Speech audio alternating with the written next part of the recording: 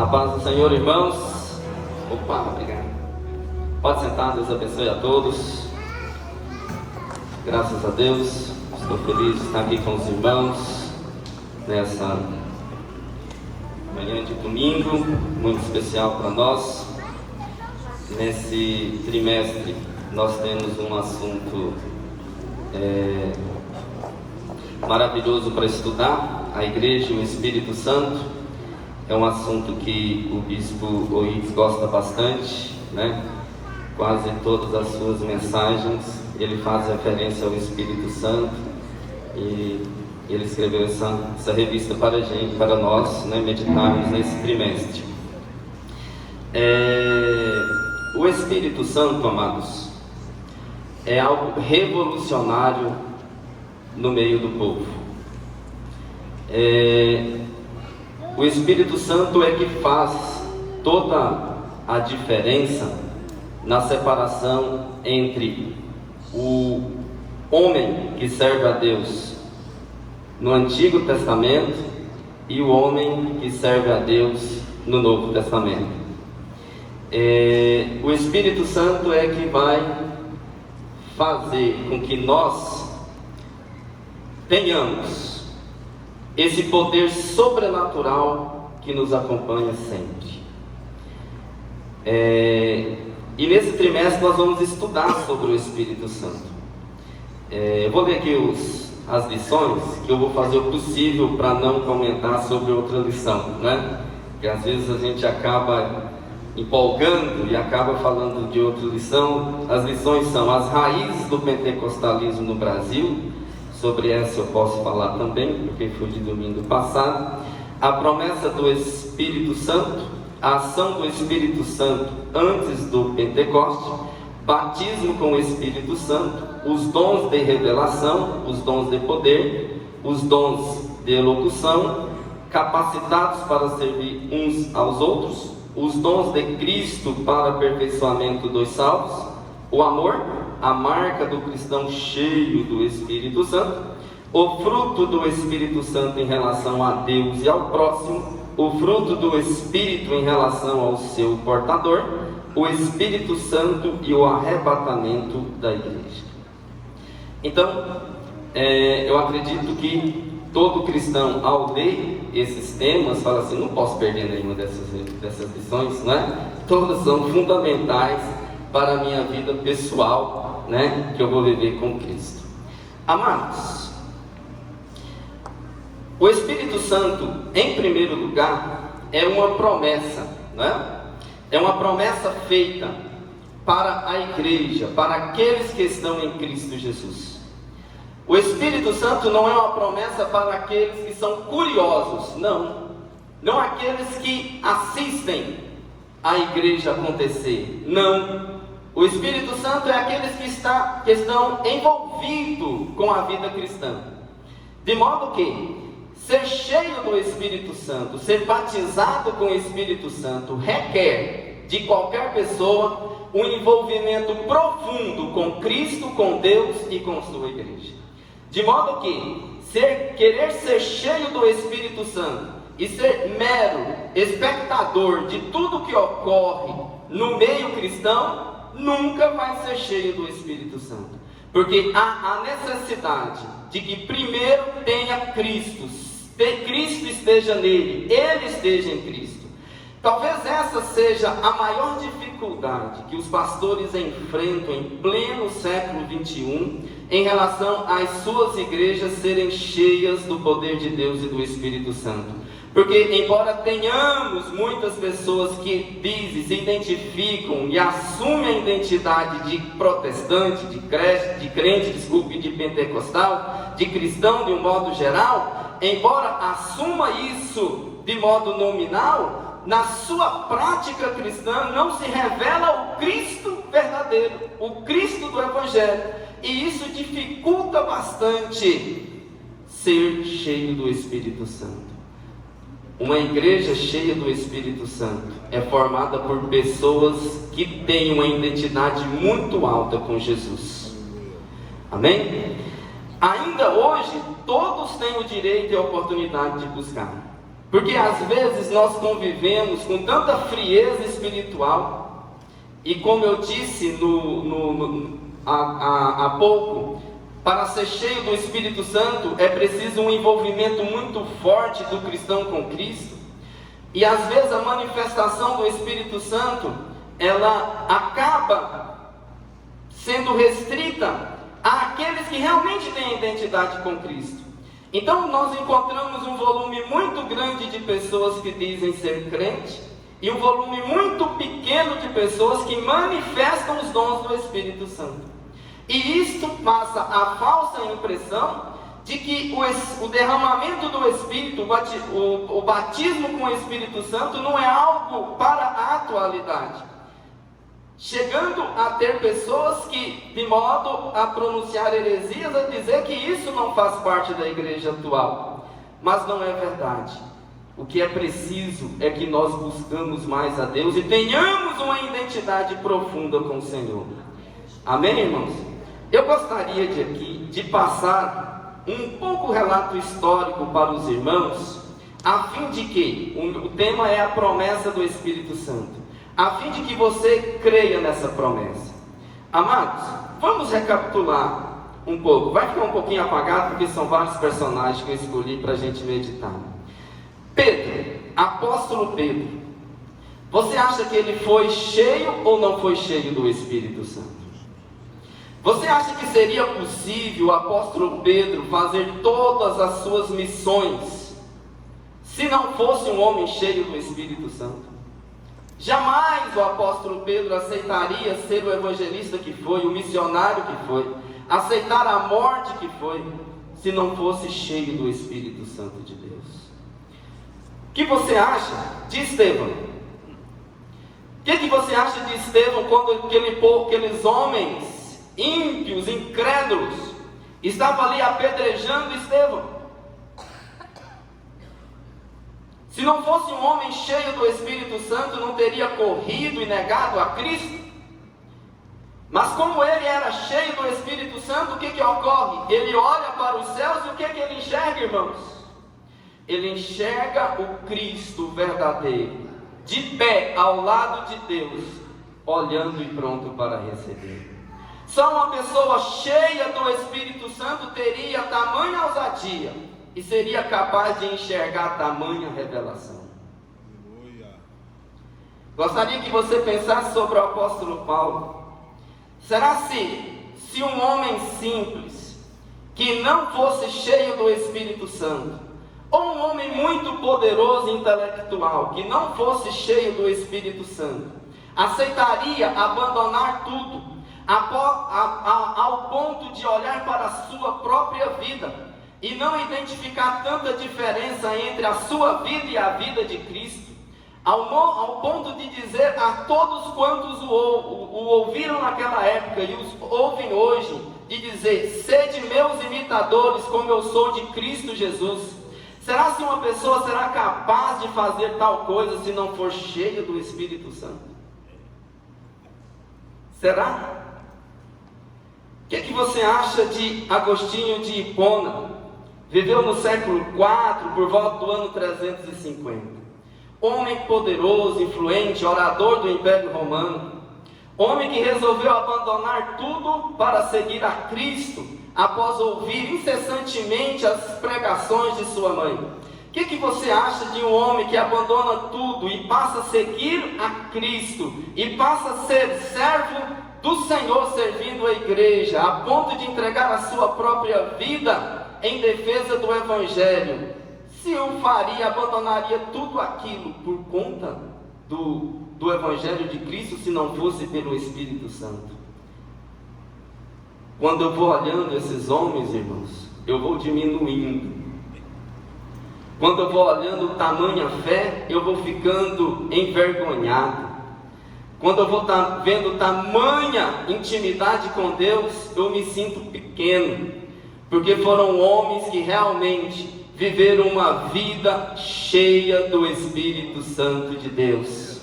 E eu estou passando isso aqui para nós, não é para vocês, é para nós, porque é possível que nós também sejamos cheios do Espírito Santo de Deus. Amados,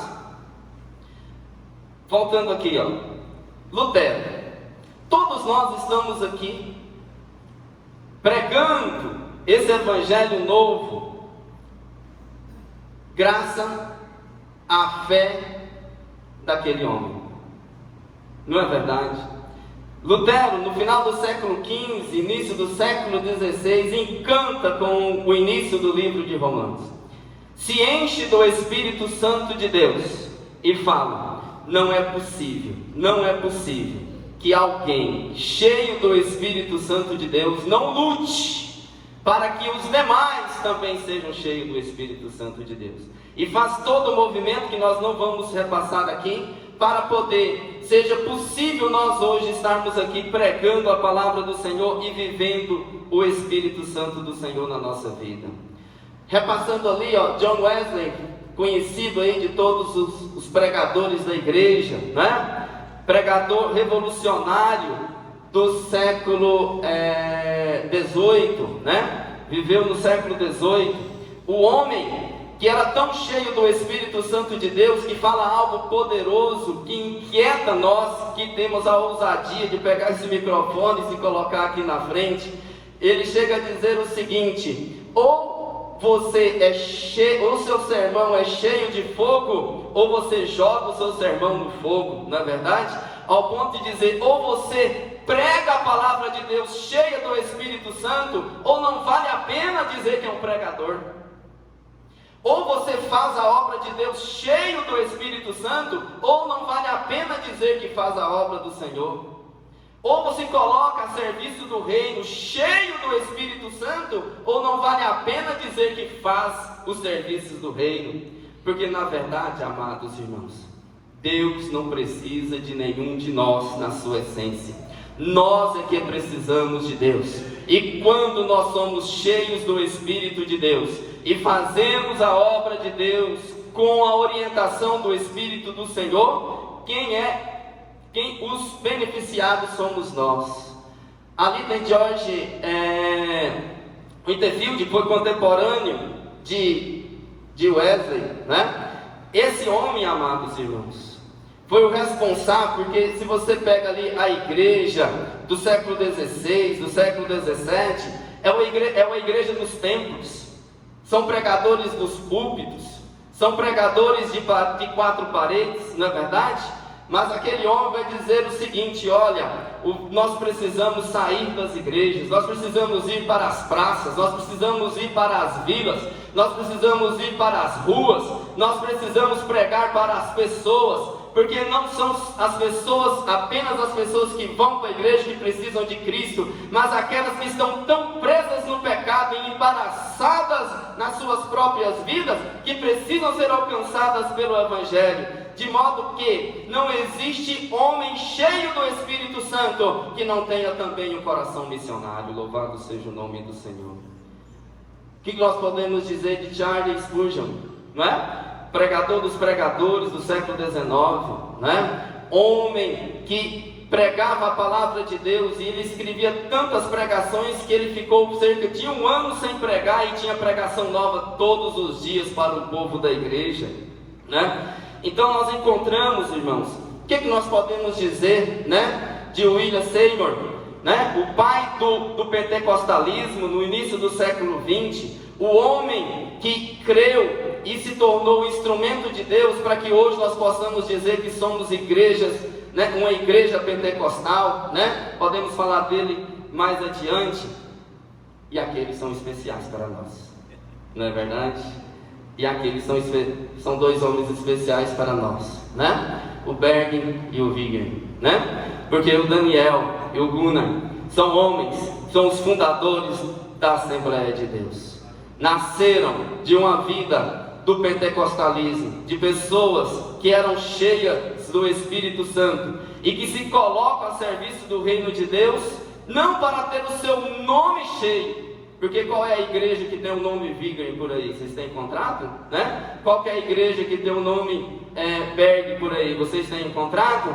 Mas tem uma geração, 2 gerações, tem uma centena de anos de pessoas que que se colocam para dizer: eu sou defensor do verdadeiro Evangelho, e eu não tenho vergonha de dizer que sou cheio do Espírito Santo, que falo em novas línguas, em línguas do céu. Não tenho vergonha de que Deus manifeste em mim os dons do Espírito Santo, que só são dados àqueles que verdadeiramente buscam o verdadeiro Evangelho. Amados, depois de tantos exemplos nessa introdução, 10, e aí tem muitos pregadores aqui, poderia citar um monte de outros nomes, não é verdade? Que não teríamos tempo de comentar todos.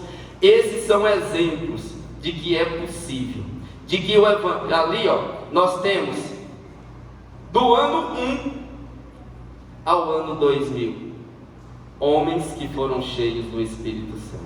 Aí eu te pergunto, ser cheio do Espírito Santo, receber o batismo com o Espírito Santo, é ou não é algo atemporal para a igreja de Cristo? É. É algo atual ou não é algo atual? É. É possível ou não é possível ser cheio do Espírito Santo? É. É possível ou não é possível receber o batismo com o Espírito Santo? É possível. E a pergunta que fica para você: e você? Já recebeu? E você? É cheio do Espírito Santo?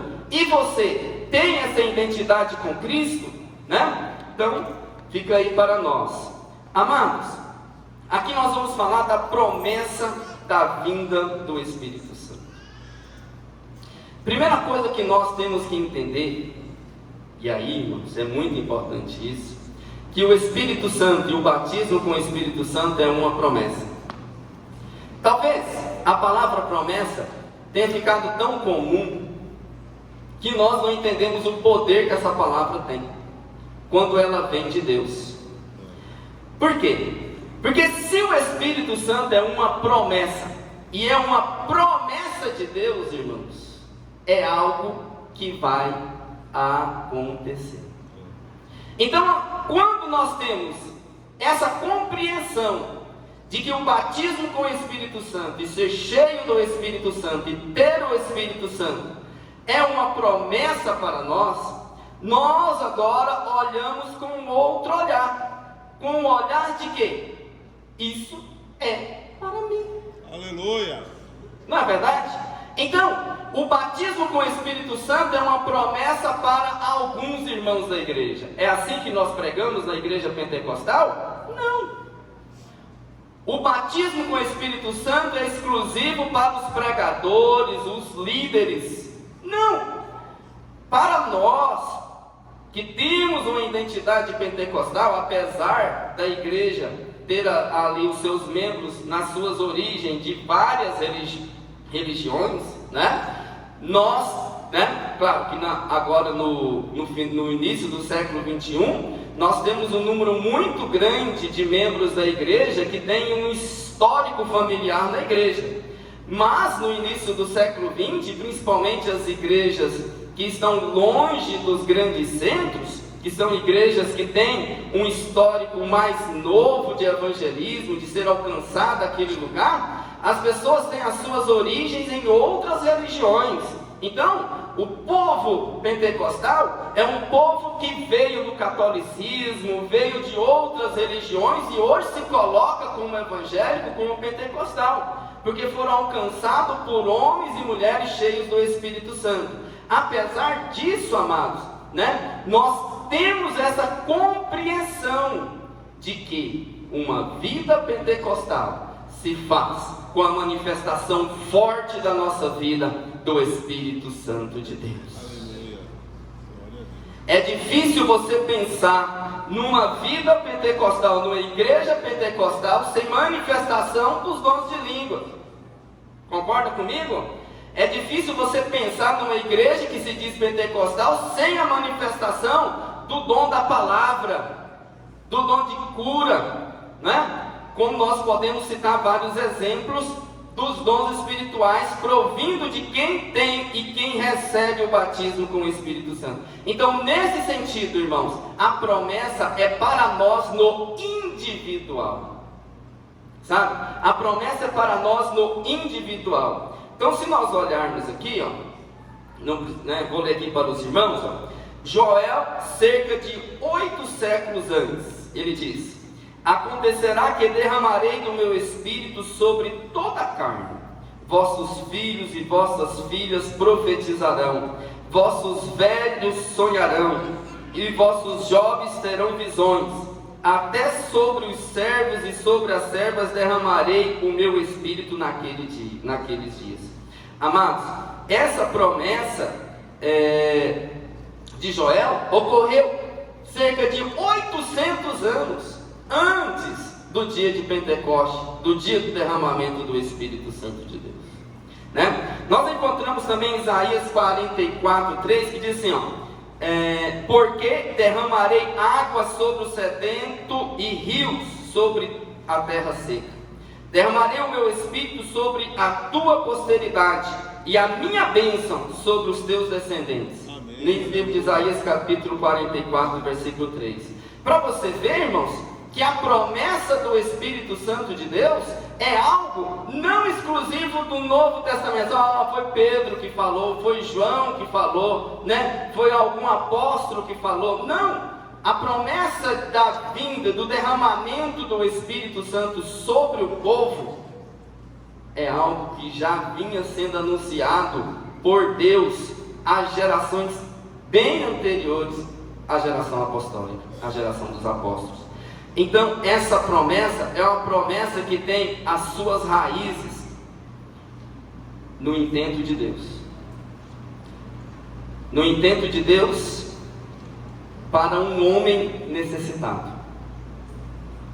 O que eu quero dizer com isso, irmãos? Eu quero dizer que existem coisas na nossa vida espiritual, pessoal, que só podem ser enfrentadas e vencidas se nós estivermos cheios do Espírito Santo de Deus.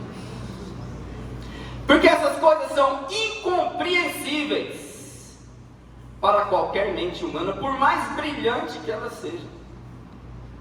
Existem situações que nós encontramos no nosso dia a dia que só o Espírito Santo de Deus é capaz de fazer com que nós vencemos. Tem momentos que nós precisamos de ser consolados. Não tem esposo que consola, não tem filho que consola, não tem médico que consola, não tem ninguém que consola, que só o Espírito Santo de Deus consola. Sabe? Existe um momento que a gente precisa de uma palavra. A palavra que você não vai encontrar em lugar nenhum, mas que só o Espírito Santo de Deus vai conseguir falar ao seu coração.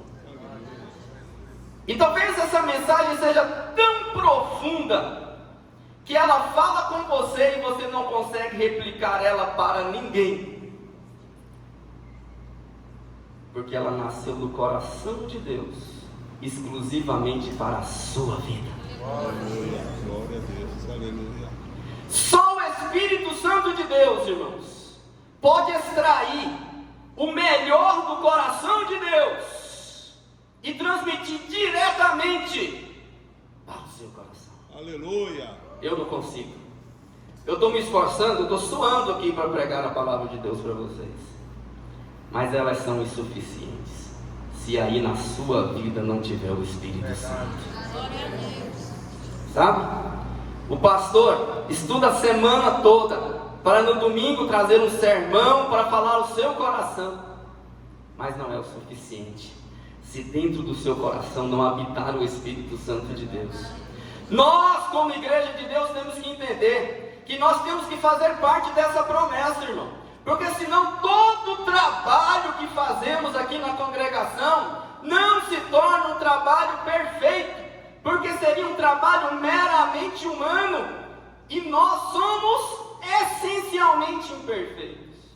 Mas em nós, naqueles que estão em Cristo Jesus, naqueles que vivem o verdadeiro Evangelho, naqueles que vivem a verdadeira fé, aleluia, mora um ser sobrenatural, vive um ser sobrenatural, vive um ser do céu, chamado Espírito Santo de Deus, capaz de fazer, por mais que as mensagens mais imperfeitas do mundo, os slides mais cheios de erros de ortografia, as mensagens mais fora das normas da oratória, produzir grande avivamento e grande fé, de uma igreja transformadora, missionária, e que leva o Evangelho de Cristo para tornar esse mundo um mundo melhor, e as pessoas mais felizes. Isso só é possível se a igreja e cada crente for cheio do Espírito Santo de Deus. Só. O Espírito Santo é algo extraordinário. Eu tenho certeza que Joel, quando profetizou isso, tinha colocado no seu coração: quero viver isso. Eu tenho certeza que Isaías, quando profetizou, tem colocado no seu coração: quero viver isso. Eu tenho certeza que todos os profetas, eu tenho certeza que João Batista, como a gente vai falar aqui à frente, quando profetizou: eis que eu vos batizo com água, mas esse vos batizará com o quê? Com o Espírito Santo e com o fogo. Eu tenho certeza que João Batista: será que não pode ser a minha vez também?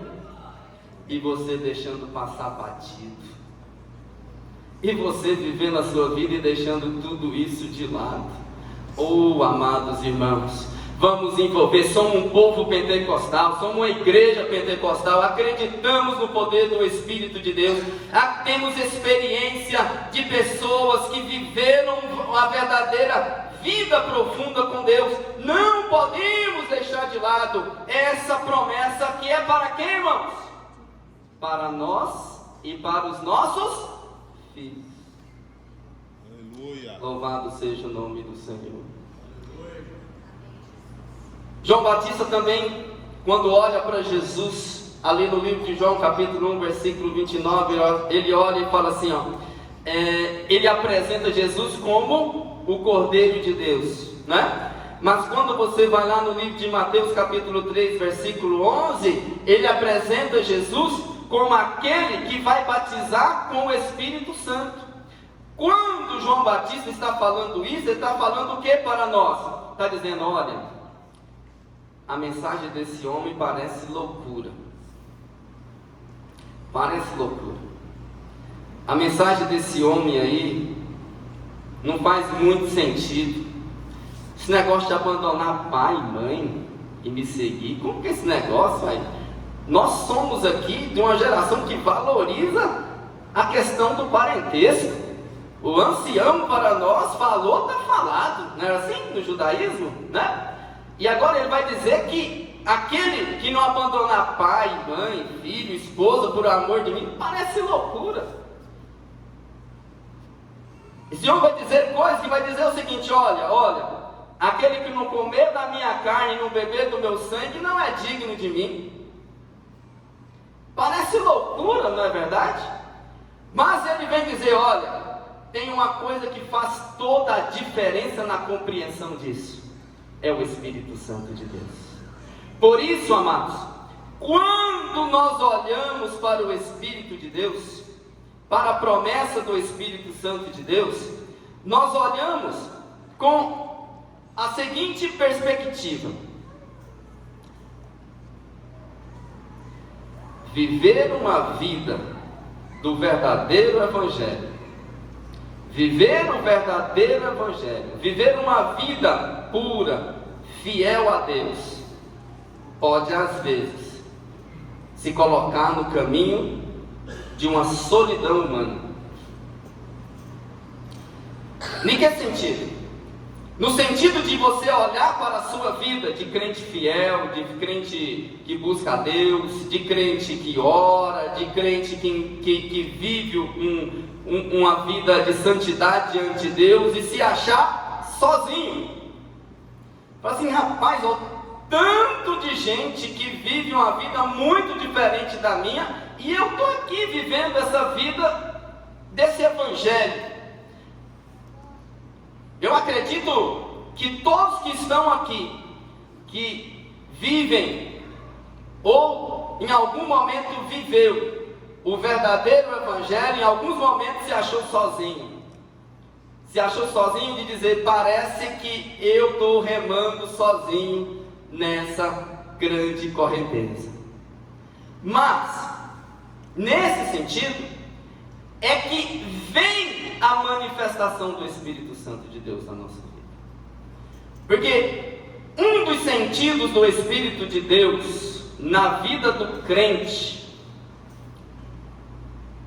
e do batismo do Espírito Santo é que nós não sejamos órfãos. Não é? Ou seja, que nós não estejamos sozinhos, desamparados. De modo que tentar ser fiel sem o Espírito Santo de Deus é fracasso, irmão. Tentar buscar santidade sem o Espírito Santo de Deus é fracasso. Tentar buscar servir a Deus e servir a igreja sem o Espírito Santo de Deus é fracasso, irmão. Isso só é possível com o Espírito Santo. Porque por mais que o mundo diga não, ele diz, é esse o caminho. Aleluia. Por mais que o mundo e todas as pessoas digam, desista, pastor, e essa é a ordem de Deus para mim, eu vou permanecer até o fim. Por mais que tudo no mundo venha ser contra a sua vida espiritual, sua vida de crente, você olha no fundo, tem uma voz que fala, não, esse é o caminho, jamais posso retroceder. Essa força que te trouxe aqui, e essa força que muda a sua vida a partir daqui, e torna melhor. Louvado seja o nome do Senhor. Bom, agora ensinar o toque, na verdade, né? Ó, a promessa de Jesus. Você às vezes pode duvidar da promessa de Joel, não é verdade? Às vezes você pode duvidar de Isaías, de Ezequiel. Você pode duvidar das pessoas que falaram sobre o derramamento do Espírito Santo. Agora, se você duvidar desse homem aí fica difícil a gente continuar a conversa, né? Porque qualquer conversa cristã se dá a partir de duas crenças primordiais. Essas crenças, elas ocorrem empiricamente, de experiência pessoal. Primeiro, que existe um único Deus todo-poderoso, Criador de todas as coisas, onipresente e onipotente. Segundo, que Cristo é o único Salvador da nossa vida e não existe ninguém mais a quem devemos render honra, louvor, glória. Aleluia. E que a Bíblia é a poderosa palavra de Deus e a mais pura expressão de Deus para nós. De modo que, se isso não faz parte da base da sua vida espiritual, fica impossível ter qualquer conversa com você. Por isso que eu acredito que essas palavras são insuficientes para nós, quando Jesus diz, porque na verdade João batizou com água, mas vós sereis batizados com o Espírito Santo não muito depois destes dias. Atos capítulo 1, versículo 9. Olha lá, Lucas 24, 49, Jesus diz, ficai em Jerusalém até que do alto sejais revestidos de poder. Irmãos, o que você acha? Essa palavra foi para o Pedro, para o Paulo, para o João, para o Mateus? Essa daqui também? Não. Essa palavra é para você. Sabe? Um dos objetivos de eu estar aqui pregando é fazer com que você desperte o olhar para essa promessa. Sobre as maravilhas do Espírito Santo, vai ser outro que Deus vai usar nas lições futuras. E você não perca, né, pastor? Vem aqui para receber as mãos. Aqui, ó, essa promessa é para você. Ok? Então, essas promessas são para nós. Ó, a promessa se cumpre. Amados, quando nós olhamos lá no livro de Gênesis, capítulo 1, versículo 2, coloquei essa parte aqui para nós refletirmos, para nós não acharmos que o Espírito Santo é algo novo. Não! O Espírito Santo para nós que somos pentecostais, é algo que existe desde que Deus existe, porque nós acreditamos no Deus, né, Trino, Deus Pai, Deus Filho e Deus Espírito Santo, né? O Espírito Santo sempre existiu. A diferença é que agora ele tem uma missão, uma função especial de cuidar de nós, Igreja de Cristo, né? E aí, o Espírito Santo, quem é esse Espírito Santo? Esse Espírito Santo é o que vem nos ensinar, o ensinador. Mas o Consolador, Espírito Santo, a quem o Pai enviará em meu nome, esse vos ensinará todas as coisas e vos fará lembrar de tudo quanto vos tenho dito. Amados, quanto à experiência pessoal, às vezes a gente memoriza uma pregação e fala assim, nossa, vai ser essa, não é? E a gente memoriza e você está agendado, vai pregar daqui 2 semanas e você não, está tudo pronto, está tudo certo, graças a Deus, né? Consegui terminar o tempo, né? E aí quando você sobe no púlpito e começa a pregar, tudo aquilo que você memorizou, que você correu atrás, some tudo. E aí Deus manifesta outras palavras. Porque nós não pregamos a nossa verdade. Nós pregamos a verdade do Cristo, do Deus verdadeiro. De modo que ele está dizendo aqui, é o Espírito Santo que vai vos ensinar. Então, quer compreender a palavra de Deus? É preciso ser cheio do Espírito Santo. Não adianta só fazer curso de teologia, estudar livro não sei de que, história não sei de que. É preciso ser cheio do Espírito Santo. E como se busca o Espírito Santo? Se busca o Espírito Santo primeiro se entregando a vida a Cristo. Amados, hoje nós vivemos uma situação bem complicada sobre a questão desses princípios da fé cristã, né? Por quê? Porque a conversão, irmãos, a conversão é um princípio básico para se viver uma vida com Cristo. Jamais uma pessoa não convertida vai ser cheia do Espírito Santo. Pode até, né, ser usada por Deus em alguns momentos, mas ser cheia do Espírito Santo não. E a conversão tem sido um tema tão raso para nós hoje, porque às vezes as pessoas acham que só o fato de ir à igreja e receber uma oração são convertidas. É um engano, irmão. Conversão é quando dentro da sua alma você sente um desejo profundo por Cristo, capaz de mover a sua vida a afastar de qualquer pecado para uma vida de santidade diante de Deus. Nós falamos aí de alguns homens da história. John Wesley, por exemplo, uma família de pastores, né? E ele vai dizer que só se converteu depois de já ser missionário há alguns anos. Não é verdade? Porque a conversão, irmãos, é um princípio básico para uma vida autêntica com Deus.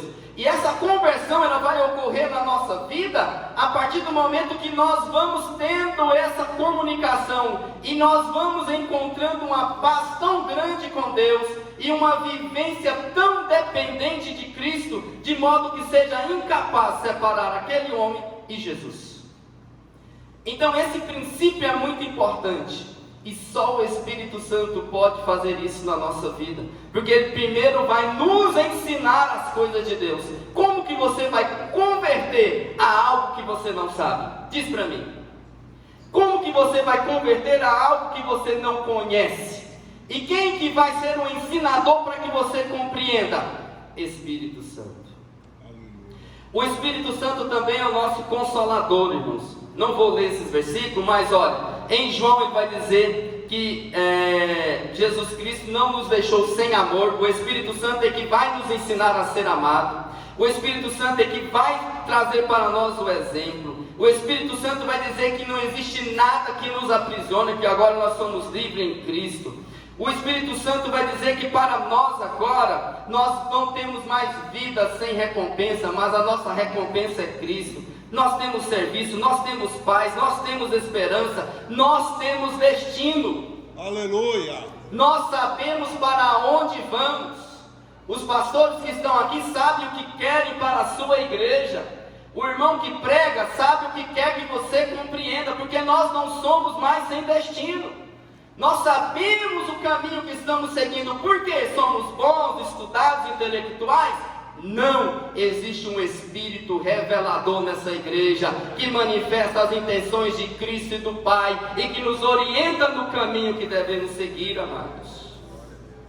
Espírito Santo nos fortalece contra o pecado. Essa parte aqui eu acho que é fundamental, porque para cuidar, o homem é bom para cuidar da fé do outro, não é isso? Já viu? Mas o irmão fulano não vai na igreja. Mas o irmão fulano prega pouco. Mas o irmão fulano ora pouco. Mas o fulano poderia ser assim, poderia ser assado. Coisa boa, Espírito Santo. Porque o Espírito Santo não é para cuidar da vida do outro, é para cuidar da minha vida. Quando o Espírito Santo fala no seu coração, não é para o outro, é para você. Aleluia. Quando ele fala, é bom o Espírito Santo, porque ele não é a mais ninguém. Quando ele exorta, sou eu que estou sendo exortado. Quando ele consola a mim. Quando ele ensina a mim. Quando ele convence a mim também. Então, irmãos, o Espírito Santo é o agente que torna essa ação possível. Qual ação, irmãos? A ação de vencer o pecado. Nós falamos tanto de uma igreja santa, nós falamos tanto de uma igreja pura, nós falamos tanto de uma igreja que busca a santidade, mas nada disso é possível se essa igreja não começa a sentir a manifestação profunda do Espírito Santo de Deus. Aleluia. Eu não sei o que você está sentindo, mas tomara que seja a presença do Espírito Santo. Sabe? Eu não sei o que toca o seu coração agora, mas eu torço que não seja a minha voz. Sabe? Não sei o que toca o seu coração nesse momento, mas eu estou torcendo para que não sejam os meus gritos aqui. Tomara que seja a voz suave do Espírito Santo de Deus, dizendo que você é amado, que você é filho, que você vai vencer, que esse pecado não tem poder na sua vida, que agora você não conhece, mas não desespere, no momento certo, o Espírito vos fará lembrar de tudo, a palavra certa virá na hora certa, o consolo certo aparecerá na hora certa. Tudo vai acontecer e tudo vai dar certo se em você há o Espírito Santo de Deus. Amados, para terminar, irmãos, o Espírito Santo prometido por Deus. Todos nós acontecemos. Aquilo ali está uma foto de um jornal de 1906, né? Aonde mostra ali, né, a fé apostólica, né? Todos os jornais dos Estados Unidos apontam ali para o William Seymour, não é isso? Que estava ali revolucionando um modo diferente da fé. E eu gostaria nesses 3 minutos finais, porque um dos objetivos dessa revista e do Bispo Ives é o resgate de uma igreja pentecostal, não é verdade? Uma igreja que busca e vive o Espírito Santo de Deus. E aquele homem, não só ele, mas se não me engano, antes dele, no final do século XIX, acho que era Fox Parham, uma coisa assim, não lembro ao certo, né? Eles começaram a ler a palavra e diziam assim: rapaz, Atos capítulo 2, isso é possível. Isso é possível. Derramamento do Espírito, isso é possível. Falar em novas línguas, isso é possível. Profetizar, isso é possível. Impor a mão e a pessoa sair curada, isso é possível. A pessoa está desesperada, você abre a voz e o coração acalma. Isso é possível. Você ora, os demônios fogem. Isso é possível. E a Bíblia diz que eles começaram a orar. E eles começaram a orar. A Bíblia não, desculpa, a história diz, né? A história diz que eles começavam a orar. E eles falavam, isso é possível, nós só vamos parar de orar o dia que nós somos ser cheios do Espírito Santo. O dia que Atos capítulo 2 cumprir na minha vida e na vida da minha igreja, nós vamos parar com esse negócio. Porque se está na Bíblia, vai acontecer. Amados, a história conta que eles começavam a orar e perdiam a noção do tempo. De tamanho derramamento do Espírito Santo. As pessoas não se continham a não ser falar em línguas, a orar, a glorificar a Deus. Louvado seja o nome do Senhor. Eles tiveram que alugar fábricas abandonadas, porque as pessoas começavam a falar o seguinte: olha, eu quero ser cheio desse poder aí também. Por quê? Porque a manifestação do Espírito é o mesmo. Lá no livro de Atos dos Apóstolos, a Bíblia diz que as pessoas começaram a olhar para Pedro, né? E falar assim: olha, e o que nós podemos fazer para experimentar isso também? Não era isso que eles fizeram para Pedro no dia de Pentecoste? O que Pedro diz? Ó, basta crer no nome do Senhor Jesus, aceitá-lo, né? Então, ali ocorreu do mesmo jeito. As pessoas olhavam e falavam assim: rapaz, eu quero ir lá na igreja daquele pastor, porque eu quero ser cheio desse Espírito Santo aí também, né? E começaram a vir pessoas do mundo inteiro, amados, para ali frequentar aquele lugar e ser cheios do Espírito Santo. E uma vida, já falei aqui, vou repetir, uma vida cheia do Espírito Santo de Deus desperta uma igreja missionária. Toda igreja missionária é cheia da manifestação do Espírito Santo de Deus, né? E aí, irmãos, nós encontramos, né, a partir dali, o movimento pentecostal. Porque Gunnar Ving e Daniel Berg nasceram naquele lugar, a fé, não é isso?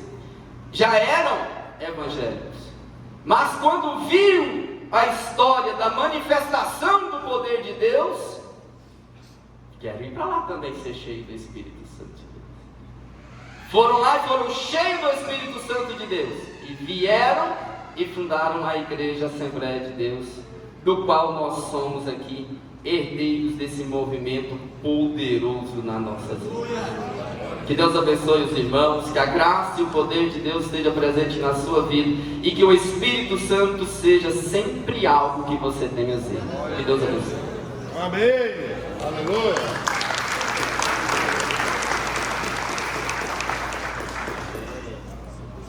Amém, irmãos?